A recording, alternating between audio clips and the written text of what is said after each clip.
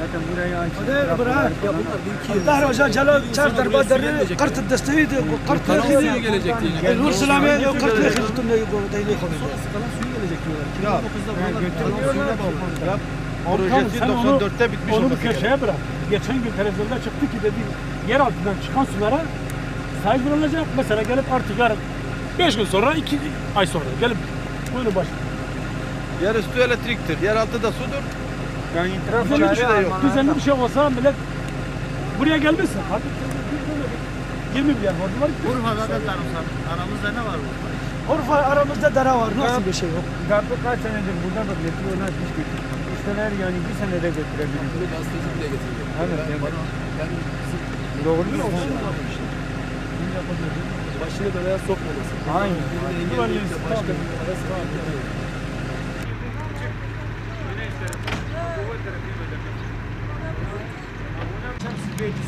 أبو سبيدس حتى المدينة تقول 6 مليار.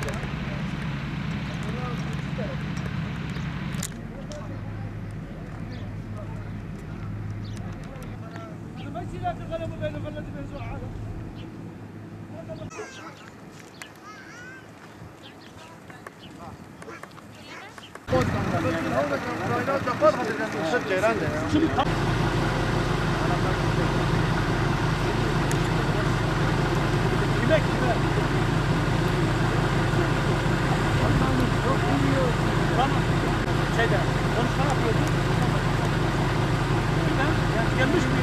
Dışarıdan şu andaki Geliyor bu zaten. saatte elektrik etmesi çok büyük. Aynen. Bu odaylar kalsın.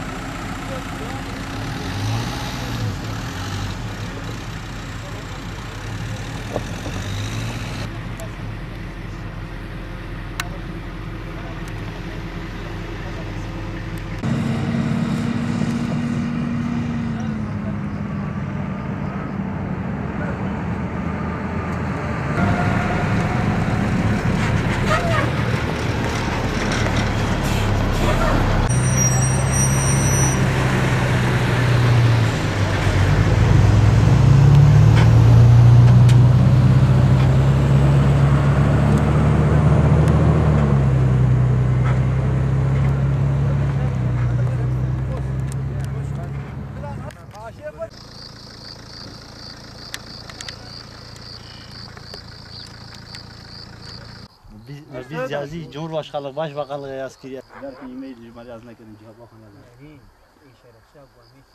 يعني اللي قلت لي قناهم تقونتا انت بعدني خيب بالويب سايت كوهين نستعمل اني خد